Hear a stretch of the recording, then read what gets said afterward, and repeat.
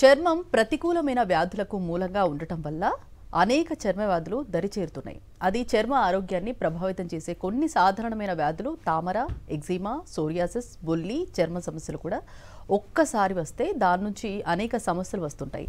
చర్మ వ్యాధులు అలాగే ఫంగస్ ఇన్ఫెక్షన్ నివారణకు ఎలాంటి ఆహార నియమాలు పాటించాలి, అలాగే హోమియోపతిలో ఎలాంటి చికిత్స ఉంది, ఇలాంటి మరిన్ని విషయాలను హోమియోకేర్ ఇంటర్నేషనల్ వైద్యులు డాక్టర్ వినోదిత గారిని అడిగి తెలుసుకుందాం. అలాగే మీరు కాల్ చేసిన నంబర్లు 04023310680 అండ్ 716. Hello doctor. హలో. ముందుగా చెప్పండి, అసలు సోరియాసిస్ అంటే ఏంటి, అసలు సోరియాసిస్ అనేది ఎలా వస్తుంది, రీజన్స్? సో మెయిన్గా సోరియాసిస్ అనేది it is an auto immune disease అని చెప్పుకోవచ్చు. So what is auto immune disease అని అంటే మెయిన్గా మన బాడీలో ఏదైతే ఇమ్యూన్ సిస్టమ్ అనేది ఉంటుందో అది మనకి రోగ నిరోధక శక్తి అంటే మన రోగానికి అగెయిన్స్ట్గా ఫైట్ చేయడానికి అది హెల్ప్ అవుతుందన్నమాట. సో ఈ ఇమ్యూన్ సిస్టమ్ బేసిక్గా ఏంటంటే ఏదైనా బ్యాక్టీరియా కానీ, వైరస్ కానీ, ఫంగస్ కానీ ఇట్లాంటివి మన బాడీలోకి ఎంటర్ అవుతున్నప్పుడు వాటితోటి ఫైట్ చేసి బాడీని ఒక నార్మల్ కండిషన్లో ఉంచడానికి ఇమ్యూన్ సిస్టమ్ అనేది యూజ్ అవుతుంది. సో బేసిక్గా ఈ ఇమ్యూన్ సిస్టమ్ కానీ దెబ్బతింటే ఎలా అంటే, సో బేసిక్గా మన ఇమ్యూన్ సిస్టము మన బాడీలో ఉండే నార్మల్ సెల్స్నే ఎఫెక్ట్ చేస్తే, అంటే like for example bacteria, viruses కాకుండా మన బాడీలో ఉండే నార్మల్ సెల్స్నే బ్యాక్టీరియా, వైరస్ అనుకొని వాటినే తినడం మూలాన మనకి ఆటో ఇమ్యూన్ డిసీజెస్ అనేవి రావటం జరుగుతుంది. సో ఇలాంటి ఆటో ఇమ్యూన్ డిసీజెస్లో main one of the skin disease ఏంటంటే సోరియాసిస్. సో సోరియాసిస్లో ఏంటంటే మెయిన్గా మన స్కిన్ యొక్క సెల్స్ని ఎఫెక్ట్ చేయటం మూలన ఆ స్కిన్ సెల్స్ యూజువల్గా ఏదైతే 120 days ఏదైతే మనకి పీరియడ్ ఉంటుందో ఆ తర్వాత అవి డెడ్ అయ్యి బయటికి వస్తాయి. అలా కాకుండా ఈ స్కిన్ సెల్స్ని ఎట్లా ఎఫెక్ట్ చేస్తుందంటే దాని యొక్క టైం పీరియడ్కి ఒక 3 times ముందు, అంటే ఒక 120 days ఫర్ ఎగ్జాంపుల్ అని అనుకోండి డెడ్ అవ్వాలి స్కిన్ అని అంటే 30 daysలోనే స్కిన్ అనేది డెడ్ అయిపోయి మనకి ఎలా అవుతుందంటే మొత్తం స్కేలీ ఇరప్షన్స్, అంటే తలలో డాండ్రఫ్ ఎలా అయితే మనకి పొట్టు రాలినట్టు అవుతుందో అలానే ఎక్కడెక్కడైతే స్కిన్ మీద మనకి ఇది ఎఫెక్ట్ చేస్తుందో అక్కడ మనకి ఈ పొట్టు రాలినట్టు అవ్వటం మెయిన్ సిమ్టమ్ అన్నమాట. ఇదే కాకుండా సోరియాసిస్లో మనకి డిఫరెంట్ సిమ్టమ్స్ కూడా ఉంటాయి. లైక్ ఇందులో డిఫరెంట్ టైప్స్ ఆఫ్ సోరియాసిస్లో ఏంటంటే మనకి మెయిన్గా scalp psoriasis, palmar psoriasis, plantar psoriasis and నార్మల్గా బాడీ మీద ఉన్న జనరల్ సోరియాసిస్ ఉండొచ్చు, డిఫ్యూజా సోరియాసిస్ అవ్వచ్చు. ఇలా డిఫరెంట్ మనకి టైప్స్ అనేవి ఉంటాయన్నమాట. ఇందులో మనకి మెయిన్గా తలలోనే ఎఫెక్ట్ చేసినట్లయితే దాన్ని స్కాల్ప్ సోరియాసిస్ అనటం, ఓన్లీ చేతుల ఈ మనకి పామ్స్ మీద ఎఫెక్ట్ చేసినట్లయితే పామార్ సోరియాసిస్ అవ్వటం, అదే కాళ్ళల్లో పాదాలలో ఎఫెక్ట్ చేసినట్లయితే ప్లాంటార్ సోరియాసిస్ అని అంటారు. అలా కాకుండా టోటల్ బాడీ మీద కూడా ఎఫెక్ట్ చేసే ఛాన్సెస్ ఉంటాయి. హెడ్ నుంచి టో వరకు కూడా ఎఫెక్ట్ అయ్యే ఛాన్సెస్ కూడా ఉంటాయి. ఇందులో మెయిన్ సిమ్టమ్స్ ఏంటంటే మనకి మెయిన్గా ఇచ్చింగ్ ఎక్కువగా ఉండటం అండ్ ఏదైతే ప్యాచ్ ఉంటుందో ఒకటే దగ్గర కాకుండా ఒకటేలాగా కాకుండా మనకి డిఫరెంట్ వేరియస్ షేప్స్లో కానీ వేరియస్ సైజెస్లో కానీ అండ్ ఆల్సో ఎక్కువగా ఇచ్చింగ్ ఉండటం. సమ్టైమ్స్ ఇచ్చింగ్ చేశాక అంటే దురద పెట్టిన తర్వాత ఎక్కువసేపు గోకేక మనకేమవుతుందంటే అక్కడంతా ఆ స్కిన్ అనేది పగిలి అక్కడ నుంచి బ్లీడ్ కూడా అవ్వచ్చు. మెయిన్గా వేరే స్కిన్ కంప్లైంట్కి దీనికి డిఫరెన్షియేటింగ్ పాయింట్ ఏంటంటే మనకి పొట్టు తలలో డాండ్రఫ్ ఎట్లా అయితే రాలుతుందో అలా మనకి స్కిన్ మీద ఎక్కడైతే ఎఫెక్ట్ అవుతుందో అక్కడ రాలటం, ఈ స్కేలీ ప్యాచెస్ అంటాం దాన్ని. So these are the differentiating points and ఇది సోరియాసిస్కి సంబంధించిన signs and symptoms and also the causes. Okay అండి. మెయిన్గా అంటే సోరియాసిస్ ఉన్నవాళ్ళు అస్సలు పులుపు తినకూడదు అంటారు కదా మ్యామ్, ఈజ్ ఇట్ ట్రూ? అంటే డయట్ ఎలా ఉండాలి, ఏవి తినాలి, ఏవి తినకూడదు? సో మెయిన్గా ఫుడ్ విషయంలో చూసుకున్నట్లయితే యూజువల్గా పులుపు తిన్న వెంటనే మనకి స్కిన్ మీద ఇచ్చింగ్ ఎక్కువైపోవటము ఆర్ స్కిన్ అలర్జీస్ ఎక్కువగా రావటం అనేది ఎక్కువగా చూస్తాము. బట్ దెన్ అందరికీ అది పడదు అని కాదు. So everybody has different allergic components in their body. So కొంతమందికి డైరీ తింటే ఎక్కువ అవుతుంది, కొంతమందికి నాన్ వెజ్ తింటే ఎక్కువ అవుతుంది, కొంతమందికి గోంగూర తింటే ఎక్కువ అవుతుంది. ఇలా డిఫరెంట్ రీజన్స్ ఒక్కొక్కళ్ళ బాడీ టైప్కి ఒక్కొక్క టైప్ ఆఫ్ ఫుడ్ అనేది సెట్ అవుతుంది. సో మెయిన్గా తినకూడని విషయాలు ఏదైతే ఉంటుందో బేసిక్గా మనకి నాన్ వెజ్ తింటే 100% అగ్రవేట్ అయ్యే ఛాన్సెస్ ఎక్కువగా ఉంటాయి. సో ఈ నాన్ వెజ్లో మనకి మెయిన్గా రెడ్ మీట్ కానీ చికెన్ కానీ ఏదైనా నాన్ వెజ్కి సంబంధించి తింటే మనకు ఆ సోరియాసిస్ అనే వ్యాధి, నాట్ ఓన్లీ సోరియాసిస్, ఎటువంటి ఆటో ఇమ్యూన్ డిసీజ్ అయినా కూడా నాన్ వెజ్ తింటే అగ్రవేట్ అయ్యే ఛాన్సెస్ ఎక్కువగా ఉంటాయి. So kindly stop eating non veg when you have auto immune diseases. And ఎక్కువగా మీరు న్యూట్రిషియస్ ఫుడ్ మీద కొంచెం ఫోకస్ పెట్టాల్సిన అవసరం ఉంది. లైక్ ఫర్ ఎగ్జాంపుల్ మీ ప్లేట్లో బ్యాలెన్స్డ్ డైట్ ఉందా లేదా. సో మెయిన్గా మనకి అన్నం, పప్పు, కూర అన్నీ ఒకటే ప్లేట్లో మనకి ఎంతైతే మీ బాడీకి అవసరమో, అంటే మీ హైట్కి మీ వెయిట్కి ఎంతైతే బిఎంఐ ప్రకారంగా కార్బోహైడ్రేట్స్ ప్రోటీన్స్ కావాల్సి ఉంటుందో అంత మీరు తీసుకుంటూ ఉండి రెగ్యులర్గా యాక్టివ్ లైఫ్ స్టైల్ ఉన్నట్లయితే ఎటువంటి సమస్య రాదు. అండ్ దాంతోపాటు not only physical component but mental components is also very important. అంటే లైక్ ఫర్ ఎగ్జాంపుల్ మనకి మెంటలీ చాలా స్ట్రెస్డ్ ఉన్నాము అండ్ ఆ స్ట్రెస్ రిలీఫ్ అనేది చాలా రోజుల నుంచి లేదు, ఆ కండిషన్ అనేది అలానే ప్రొలాంగ్ అవుతూ వచ్చింది అని అంటే ఆ టైంలో మనకి ఈ కండిషన్ అనేది అగ్రవేట్ అయ్యే ఛాన్సెస్ ఉంటాయి. సో సైకోసోమాటిక్ డిజార్డర్స్ అని అంటాము. బేసిక్గా ఏంటంటే మన మెంటల్ అబిలిటీని బట్టి మనకి ఫిజికల్గా ఉండే కండిషన్స్ కూడా అగ్రవేట్ అవుతాయి అని అర్థం. సో మీరు తీసుకునే స్ట్రెస్ అది మీ బాడీ పైన ఇంపాక్ట్ చేస్తుంది అనే దానికి this is one of the condition అన్నమాట. మరి గట్టెడ్ సోరియాసిస్ అంటే ఏంటి, వీటికి రీజన్స్ ఎలా ఉంటాయి, అలాగే సిమ్టమ్స్ ఎలా ఉంటాయి? రైట్, మెయిన్గా సోరియాసిస్లో it is one of the type. So బాడీలో మనకి డిఫరెంట్ పార్ట్స్ ఆఫ్ ద బాడీని ఎఫెక్ట్ చేయటము అండ్ దాంతోపాటు సేమ్ సోరియాటిక్ సిమ్టమ్స్ ఎట్లా అయితే ఉంటాయో అట్లానే ఉంటుంది. స్కిన్ స్కేలీ ప్యాచెస్ రావటం, ఇచ్చింగ్ ఉండటం, ప్యాచెస్ అనేవి ఇర్రెగ్యులర్ షేప్స్లో ఉంటాయి అండ్ ఇచ్చినెస్ ఎక్కువగా ఉన్నప్పుడు మనకి బ్లీడింగ్ కూడా అయ్యే ఛాన్సెస్ ఉంటాయి. సో ఇలా మనకి డిఫరెంట్ సోరియాసిస్ ఈ సిమ్టమ్స్ కూడా ఒకటేలాగా ఉంటాయి. అంటే మనకి సోరియాసిస్ ఎక్కడ ఎఫెక్ట్ అయినా కూడా సిమ్టమ్స్ అనేది ఒకటేలాగా ఉన్నాయి.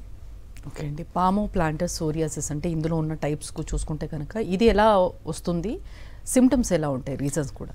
సో మెయిన్గా పామో ప్లాంటర్ అంటే మనకి చేతులు, ఈ అరిచేతులు, ఈ పామ్ మనకి ఏదైతే ఉంటుందో ఇక్కడ అండ్ ఆల్సో మనకి పాదాలు కింద మనకి సోల్ అంటాం కదా, అక్కడ ఈ రెండు రీజియన్స్లో మనకి కానీ సోరియాసిస్ వచ్చినట్లయితే that is considered to be palmoplantar psoriasis and same symptoms అనేవి ఒకటేలాగా ఉంటాయి. సో మెయిన్గా చేతులకి అండ్ కాళ్ళకి కానీ ఎఫెక్ట్ అయింది, వేరే దగ్గర ఎక్కడ లేదు అని అంటే then it is considered to be palmoplantar psoriasis. ఇంకా మరి నీల్ సోరియాసిస్ కానీ అంటే డిఫరెంట్ టైప్స్ కూడా ఉన్నాయి కదా, టైప్స్ ఎన్ని ఉన్నాయో చెప్పండి, that to reasons. Yeah, so I already told it prior అండి. మనకి డిఫరెంట్ సోరియాసిస్ అండ్ వాటి సిమ్టమ్స్ అనేవి కూడా ఇందాక ఎక్స్ప్లెయిన్ చేశాను. బట్ దెన్ మనకి నేల్ సోరియాసిస్ కూడా ఉంటుంది. సో మెయిన్గా నేల్ సోరియాసిస్లో మనకి నేల్స్ ఏవైతే ఉన్నాయో వాటి మీద ఎఫెక్ట్ ఎక్కువగా కనిపిస్తుంది. సో మెయిన్గా అక్కడ కూడా మనకి సేమ్ డాండ్రఫ్ ఎట్లా అయితే ఉంటుందో ఆ నేల్ మీద తెల్ల పొరలాగా మనకి బయటకి వస్తూ ఉంటుంది అండ్ దాంతోపాటు సమ్ టైమ్స్ ఇచ్చింగ్ ఉండొచ్చు, ఇచ్చింగ్ ఉండకపోవచ్చు.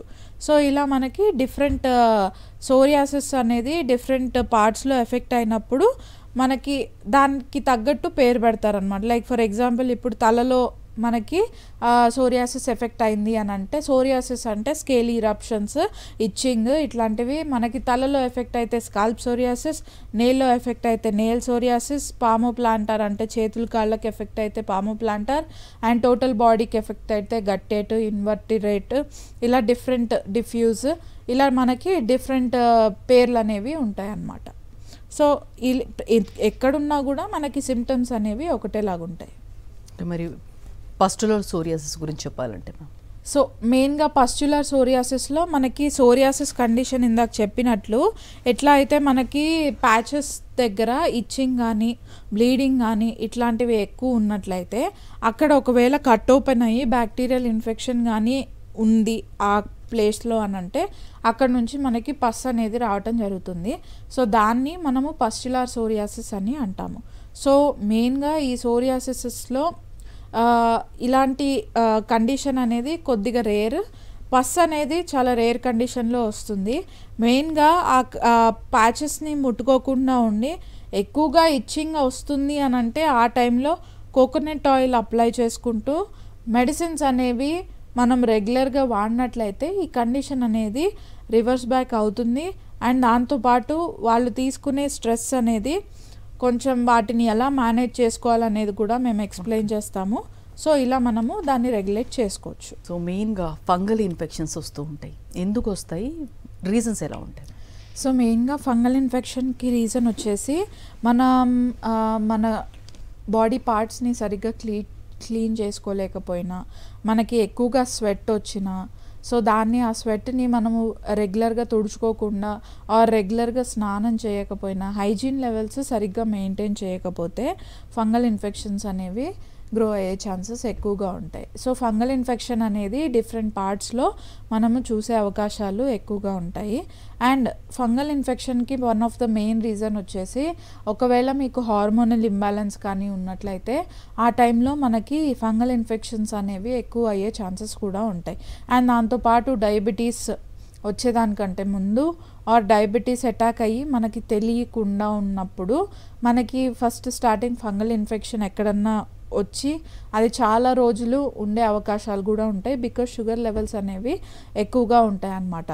సో మెయిన్గా ఫంగస్ అనేది షుగర్ అనేది ఒక ఫుడ్ లాగా తీసుకుంటుంది. సో మన బాడీలో ఒకవేళ ఎక్కువ షుగర్ లెవెల్స్ కానీ ఉన్నట్లయితే ఈ కండిషన్ అనేది ఎక్కువ అయ్యే ఛాన్సెస్ ఉంటాయి. అండ్ దాంతోపాటు మనకి ఫంగల్ ఇన్ఫెక్షన్ అనేది మెయిన్గా మన ప్రైవేట్ ఏరియాస్లో, అంటే మనకి ప్యూబిక్ ఏరియాస్ అంటాం, అండ్ రిప్రొడక్టివ్ ఆర్గన్ మనకి పీనస్ దగ్గర కానీ వజైనా దగ్గర కానీ ఆ ప్యూబిక్ ఏరియా దగ్గర కానీ ఎక్కువగా వచ్చే ఛాన్సెస్ ఉంటాయి అన్నమాట. ఎందుకు అనంటే ఆ ఏరియాస్లో మనము ఎక్కువగా టైట్గా ఉన్న అండర్వేర్స్ వేసుకోవడము, ఆర్ లైక్ ఫర్ ఎగ్జాంపుల్ వాష్రూమ్కి వెళ్ళి సరిగ్గా వాష్ చేసుకోకుండా వచ్చి అండ్ అలాగే త్రూ అవుట్ ద డే కానీ ఉన్నట్లయితే మనకి ఆ కండిషన్ అనేది ఎక్కువగా అయ్యే ఛాన్సెస్ ఉంటాయి. అండ్ దాంతోపాటు ఒకవేళ మీకు కానీ రెగ్యులర్గా ప్యూబిక్ హెయిర్ అనేది కట్ చేసుకునే అలవాటు ఉన్నట్లయితే స్టాప్ దాట్, బికాస్ మనకి ప్యూబిక్ హెయిర్ అనేది బ్యాక్టీరియాస్, వైరస్, ఫంగస్కి అగెయిన్స్ట్గా ఫైట్ చేస్తుంది.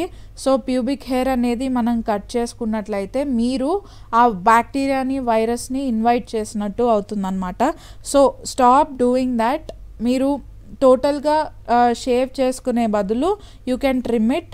అండ్ దాంతోపాటు వేరే దగ్గర అంటే మనకి మెయిన్గా బ్రెస్ట్ కింద పార్ట్లో మనకి ఎక్కువగా ఫంగస్ చూసే అవకాశాలు ఉంటాయి, బికాస్ యూజువల్గా అక్కడ మనకి స్వెట్ అనేది ఎక్కువగా ఉంటుంది.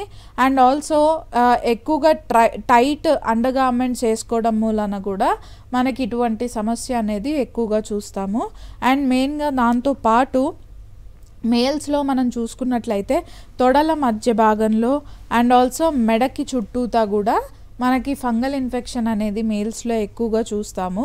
సో ఈ కండిషన్ ఉన్నప్పుడు మీరు ఫాలో అవ్వాల్సిన హైజీనిక్ మెజర్స్ ఏంటి అని అంటే, మెయిన్గా మనము ఎక్కడైతే ఫంగల్ ఇన్ఫెక్షన్ అనేది ఉంటుందో అక్కడ రెగ్యులర్గా మనము క్లీన్ చేసుకుంటూ దాన్ని డ్రైగా ఉంచాలి. అంటే నీరు కానీ ఎటువంటి వెట్ పదార్థాలు కానీ అక్కడ తగలకుండా దాన్ని కొంచెం క్లీన్ చేసుకుంటూ ఉండి దాని మీద ఎంత వీలైతే అంత మీరు కోకోనట్ ఆయిల్ రెగ్యులర్గా అప్లై చేసుకుంటూ మెడిసిన్స్ వాడినట్లయితే మీకు ఆ కండిషన్ అనేది రివర్స్ బ్యాక్ అవుతుంది. అండ్ ఆల్సో మళ్ళీ వచ్చే ఛాన్సెస్ కూడా తక్కువగా ఉంటాయి.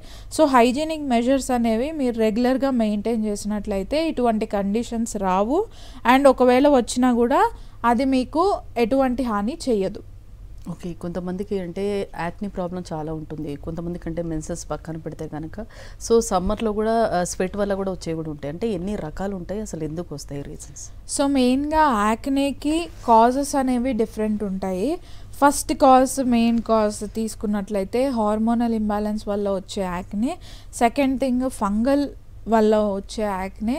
థర్డ్ థింగ్ వచ్చేసి మనకి గట్ ఇష్యూస్ వల్ల వచ్చే యాక్నే. అండ్ మీకు స్కిన్ హైజీనిక్ మెజర్స్ సరిగ్గా లేకపోవడం వల్ల కూడా వచ్చే acne. And third thing pollution ఎక్కువగా ఫేస్లో పేరుకుపోయినట్లయితే దానివల్ల కూడా వచ్చే యాక్నే అనేది ఎక్కువగా ఉంటుంది. సో ఇలా మనకి డిఫరెంట్ యాక్నే మనకి ఉంటాయన్నమాట.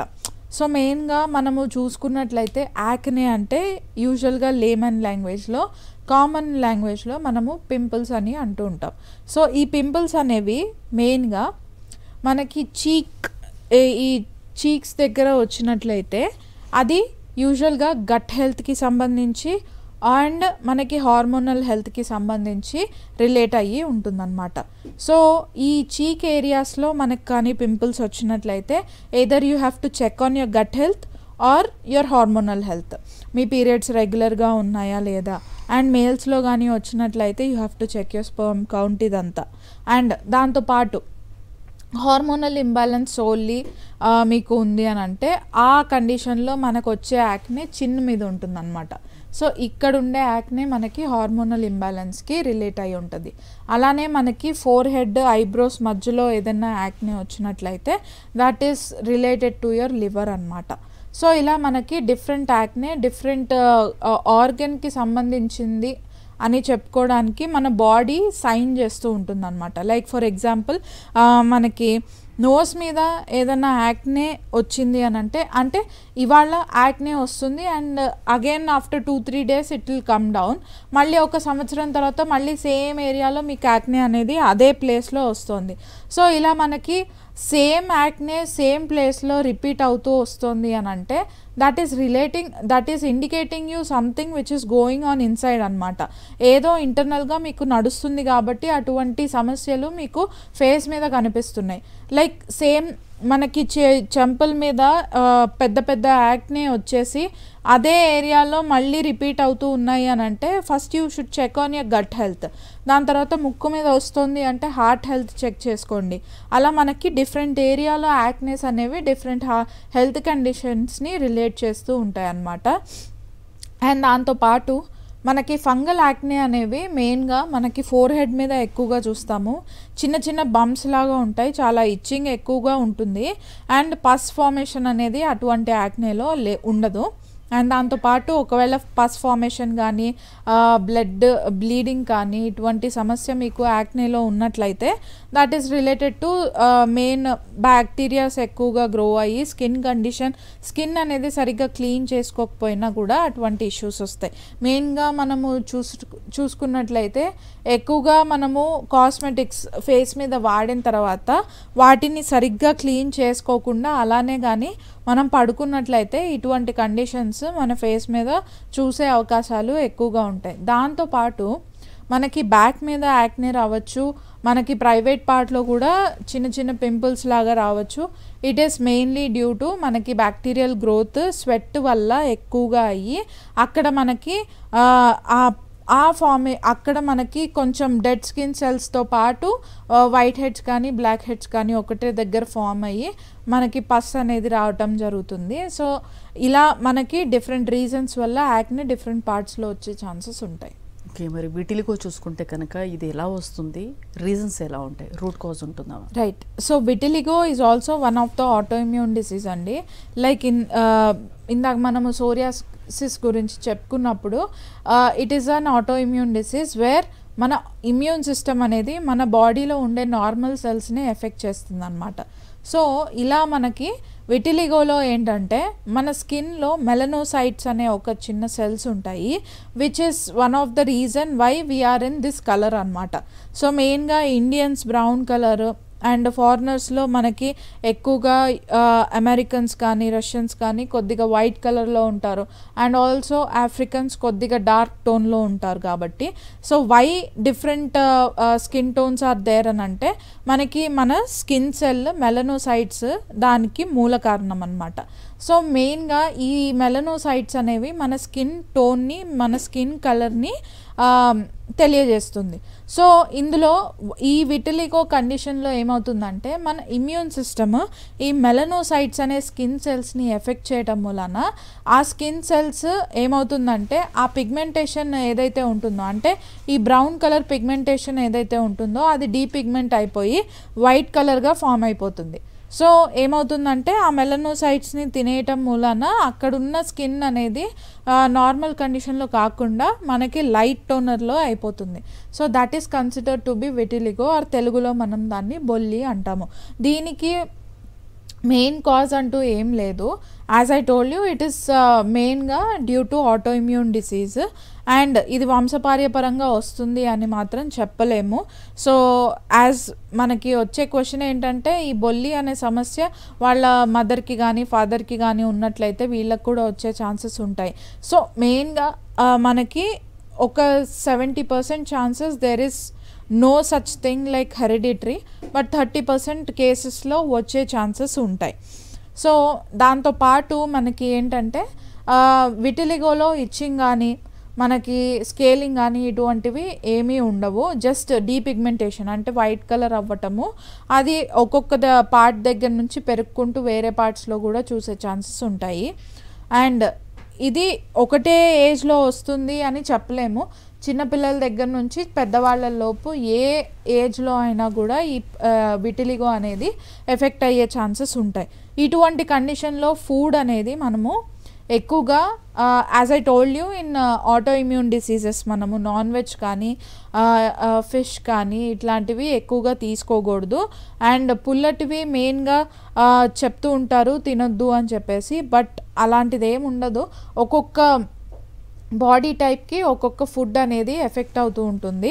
సో కొంతమందికి నాన్ వెజ్ పడదు, కొంతమందికి గ్రీన్ లీఫీ వెజిటేబుల్స్ పడవు, డైరీ పడదు. సో అట్లాంటి వాళ్ళకి అటువంటి ఫుడ్ అనేది కట్ డౌన్ చేసుకుంటే ఈ సమస్యలు అనేవి రివర్స్ బ్యాక్ అయ్యే ఛాన్సెస్ ఉంటాయి.